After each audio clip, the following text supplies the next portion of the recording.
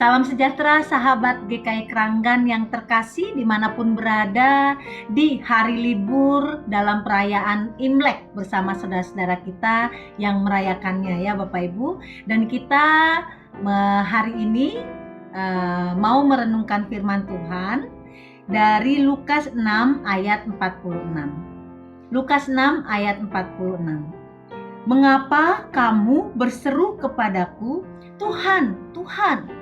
Padahal kamu tidak melakukan apa yang aku katakan. Bapak Ibu, dari ayat yang singkat ini, satu ayat ini, kita diajak melihat bahwa berseru kepada Tuhan dalam hidup kita, ya, itu bisa ternyata bukan merupakan potret hidup kita yang melakukan firman Tuhan. Jadi orang yang berseru-seru kepada Tuhan tidak berarti dia seorang yang sungguh saleh dalam hidupnya. Sungguh saleh itu berarti seluruh hidupnya itu untuk menyenangkan hati Tuhan.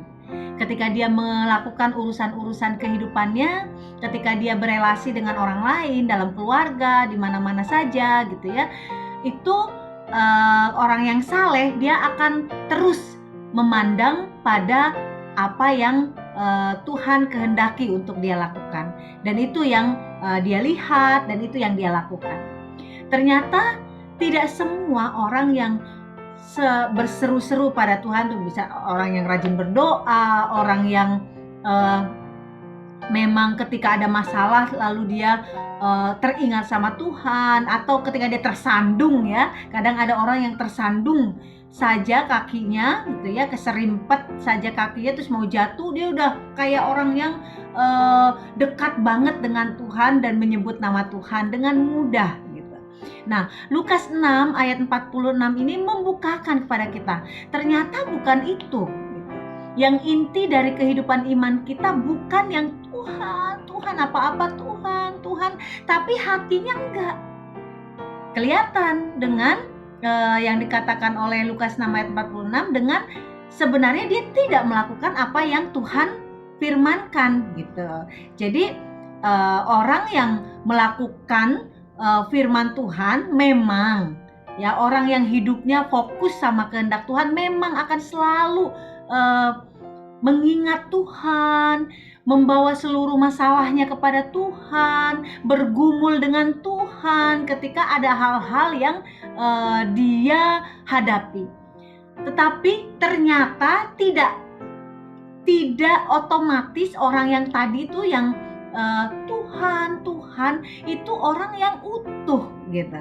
Ya, jadi kita bisa lihat ya, orang yang melakukan firman Tuhan dalam hidupnya seluruhnya, pastilah dia ketika ada masalah itu Tuhan ya, tolong Tuhan, apa yang harus aku lakukan Tuhan, aku nggak mampu, topang aku. Misalkan ketika dalam panjang pandemi ini banyak orang yang kehilangan yang dikasihi gitu ya, dia berseru kepada Tuhan.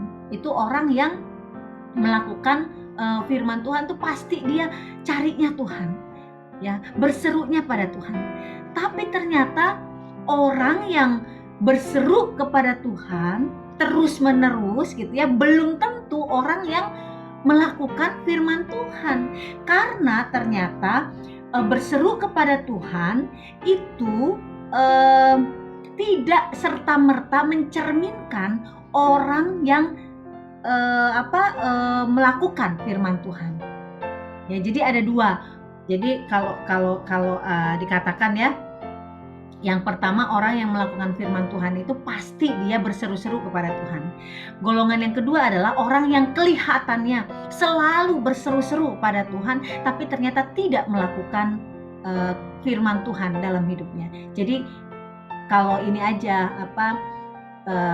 kalau penampakannya aja ya, penampilannya aja seolah-olah dia orang yang selalu mengandalkan Tuhan, tapi ternyata di belakang-belakangnya enggak gitu ya.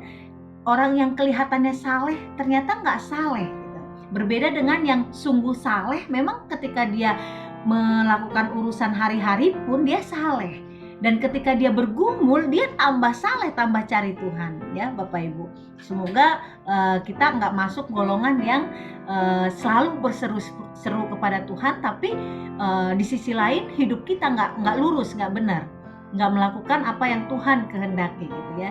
Jadi lebih baik ya orang yang melakukan firman Tuhan, lalu dia berseru kepada Tuhan, itu karena memang hidup dia seluruhnya adalah tentang Tuhan.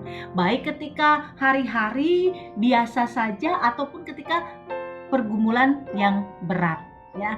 Semoga setiap kita terutama menjalani tahun yang baru ini boleh semakin diingatkan bahwa hidup itu harus utuh.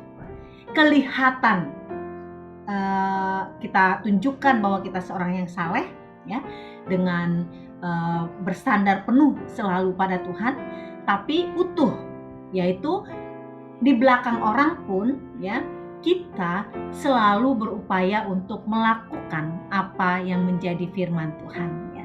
Selamat memiliki iman yang utuh, saudara-saudara, tidak hanya kelihatannya, tapi juga di belakangnya, sehingga Tuhan boleh mengenal kita sebagai anak-anak Tuhan yang terkasih, ya, dikasihi Tuhan dan juga dikasihi sesama.